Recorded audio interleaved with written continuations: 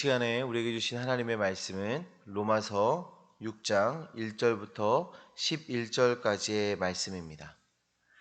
한 절씩 교도하여 읽도록 하겠습니다. 그런즉 우리가 무슨 말을 하리요? 은혜를 더하게 하려고 죄에 거하겠느냐? 그럴 수 없느니라. 죄에 대하여 죽은 우리가 어찌 그 가운데 더 살리요?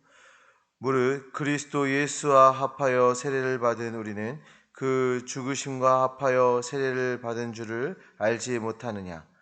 그러므로 우리가 그의 죽으심과 합하여 세례를 받음으로 그와 함께 장사되었나니 이는 아버지의 영광으로 말미암아 그리스도를 죽은 자 가운데서 살리심과 같이 우리로 또한 새 생명 가운데서 행하게 하려 함이라. 만일 우리가 그의 죽으심과 같은 모양으로 연합한 자가 되었으면 또한 그의 부활과 같은 모양으로 연합한 자도 되리라. 우리가 알거니와 우리의 옛사람이 예수와 함께 십자가에 못 박힌 것은 죄의 몸이 죽어 다시는 우리가 죄에게 종노릇하지 아니하려 함이니 이는 죽은 자가 죄에서 벗어나 의롭다 하심을 얻었음이라. 만일 우리가 그리스도와 함께 죽었으면 또한 그와 함께 살 줄을 믿노니 이는 그리스도께서 죽은 자 가운데서 살아나셨음에 다시 죽지 아니하시고 사망이 다시 그를 주장하지 못할 줄을 알미노라. 그가 죽으심은 죄에 대하여 단번에 죽으심이요 그가 살아계심은 하나님께 대하여 살아계심이니. 같이 읽습니다. 이와 같이 너희도 너희 자신을 죄에 대하여는 죽은 자요 그리스도 예수 안에서 하나님께 대하여는 살아있는 자로 여길지어다. 아멘. 바울은 오늘 본문을 통하여서 우리에게 그리스도와 연합된 자의 모습을 잘 설명해 주고 있습니다. 우리가 예수 그리스도를 구주로 믿고 성도가 되었다라는 그 사실을 이 그리스도와의 연합이라는 그런 개념으로 우리에게 지금 말씀을 전해주고 있는데요. 우리 3절의 말씀 보시면 무릇 그리스도 예수와 합하여 세례를 받은 우리는 그의 죽으심과 합하여 세례를 받은 줄을 알지 못하느냐라고 말하고 있죠. 이 말씀은 그리스도와 연합되었다라는 것을 이제 하는 건데, 세례와 함께 연관해서 세례를 언급하면서 지금 이야기해주고 있어요. 당시 세례는 물 속에 완전히 들어갔다 나오는 그 형태의 그 세례를 말하고 있는 것입니다. 물 속에 몸을 완전히 담금으로 그리스도의 죽음과 연합하여 죄에 대하여 죽었음을 지금 고백하고 있는 것입니다. 그리스도와 연합된 성도는 더 이상 죄에 얽매인 삶을 살지 않습니다. 그리스도와 연합된 성도는 더 이상 죄에 얽매인 삶을 살지 않습니다.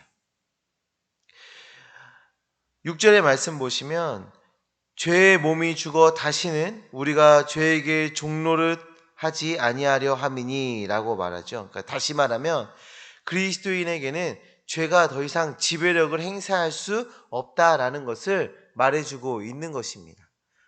우리가 지금 이 세례를 통해서 고백했듯이 물속에 완전히 들어감을 통하여서 죽은 것이죠. 근데 그것이 죄에 대해서 죽었음을 고백하는 것입니다. 그렇기 때문에 죄가 이미 다 죽어버렸기 때문에 죄가 지배력을 행사할 수 없는 것이죠. 근데 우리가 여기서 다시 생각해야 한다는 것은 그리스도인이 아무런 죄를 범하지 않고 완벽하게 산다라는 것은 아닙니다. 그러니까 우리가 그리스도인이 되었다, 성도가 되었다라고 하면 이제 더 이상 죄도 짓지 않고 내가 성도가 되었습니다라는 순간부터 완벽한 인생을 산다라고 생각을 하시면 굉장히 많은 시험이 우리에게 다가오죠. 우리가 순간순간 우리가 실패할 때도 있고 범죄할 때도 있죠. 그러니까 여기서 말하는 것은 그런 완벽한 삶을 산다는 것이 아니라 죄의 지배가 끊어졌기 때문에 성도들은 점진적으로 성화의 과정에 들어갈 수 있는 길이 열려졌다라는 것을 의미하는 거예요. 이제 우리가 성도가 딱 되는 순간부터 이제 우리가 예수 그리스도를 닮아서 온전한 주의 자녀, 주의 백성으로 그렇게 변화되어진 그 길이 이제 열려졌다라는 것을 의미하는 것입니다. 아직 우리가 성화의 과정이 있기 때문에 비록 지금은 부족하고 연약해서 순간순간 넘어지고 죄의 유혹에 실패하고 그렇지만 마침내는 끝내는 그리스도를 온전히 닮은 그 모습을 이루어내는 우리 그런 기회가, 그런 상황이 우리에게 주어졌다라는 것이죠. 사랑하는 성도님들, 우리는 그리스도를 닮기 위해서 노력해야 합니다. 순간순간 발견되는 그런 죄악들은 이제 버리시고 이제 우리를 통해 그리스도가 드러나는 그 삶을 살아가셔야 하는 것이죠. 그리스도와의 연합은 그리스도의 그 죽음과 연합되기도 하고 또 다시 살아나심과도 연합되기도 합니다. 그리스도께서 부활하심과 연합되어서 성도는 새로운 삶을 이제 살아갈 수 있는 권세가 주어진 것입니다. 그리스도와 연합되기 이전과는 완전히 다른 존재가 된다라는 것입니다. 이것은 우리가 어쩌다가 우연히 그렇게 연합되어지고 우리가 성도로 하나님께 선택되어지고 하는 것이 되는 것이 아니라 하나님의 계획과 섭리 안에서 하나님이 우리를 선택하시고 우리를 성도로 살아갈 수 있도록 이끄신 것이죠. 성도님들, 우리는 이 은혜를 기억해야 합니다. 그래서 우리가 무언가를 선택해야 할 때 이 하나님의 은혜를 기억하며 그리스도인의 삶을 선택하는 주의 자녀들이 되셔야 하는 것입니다.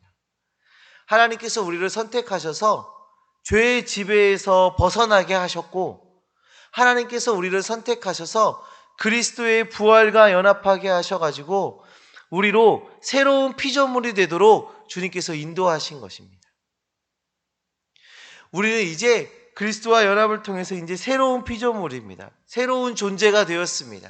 이제는 우리가 죄를 선택하는 것이 아니라 성도의 삶, 그리스도의 의를 선택하는 그런 삶을 살 수 있게 된 것이죠. 우리의 삶의 많은 선택들 속에서 정말 그런 거룩한 인생을 선택해 나가는, 하나님의 백성다운 인생을 선택해 나가는 주의 자녀들 되시기를 간절히 소망합니다. 사랑하는 성도님들, 오늘 우리는 성도된 자의 모습을 잘 드러내주는 말씀을 살펴보았습니다.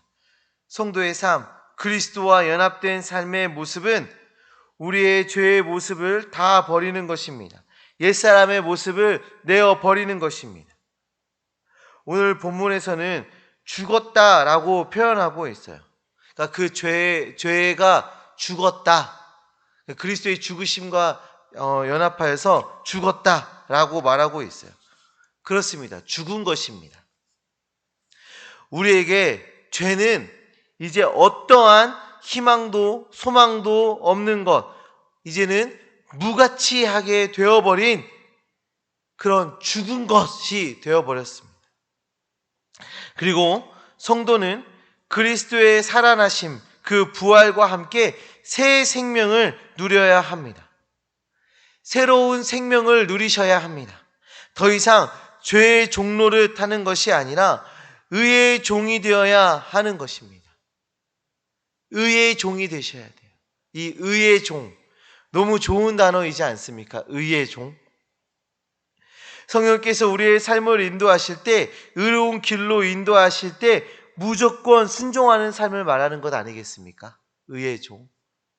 이 종이라는 것 자체가 주인의 명령에 온전히 순종하는 것인데, 우리가 의의 종이 되었다라는 것, 하나님께서 의의 길로 우리를 인도하실 때 무조건 순종하는 존재가 되었다라는 것, 의의 이끄심과 명령에 온전한 순종을 보이는 그 종의 삶, 그 복된 삶 살아내시기를 간절히 소망합니다. 마태복음에 나오는 그 수고하고 무거운 짐진 자들아 다 내게로 오라, 내가 너희를 쉬게 하리라 말씀 기억하십니까? 바로 그 뒤에 말씀을 보시면 나의 멍에를 메라 말하고 있어요. 나의 멍에를 메고 내게 배우라. 이 멍에를 매는 것은요, 소가 멍에를 매는 순간 주인의 인도에 따라서 움직이게 되는 것처럼 성도들이 이제 성도가 되었으니, 그리스도와 연합되었으니 이제는 주인의 명령에 따라 움직이는 인생이 되어라 말씀하고 계신 겁니다. 그리고 주님이 말씀하십니다. 그것이 쉼이다 이야기하세요. 성도님들, 주님의 명령에 따라 살아가시면서 그 성도된 삶 살아내시면서 그리스도와 연합된 그 삶 살아내시면서 그 안에서 기뻐하시고 참된 쉼을 누리시는 주의 백성들 되어지시기를 간절히 소망합니다. 오늘 하루도 죄를 내어버리고 의로 충만한 삶 살아내시기를 바랍니다. 하나님의 뜻을, 하나님의 이끄심을 선택하며 살아가는 주의 백성, 지혜로운 주의 자녀 되어지시기를 간절히 축원합니다. 기도하겠습니다.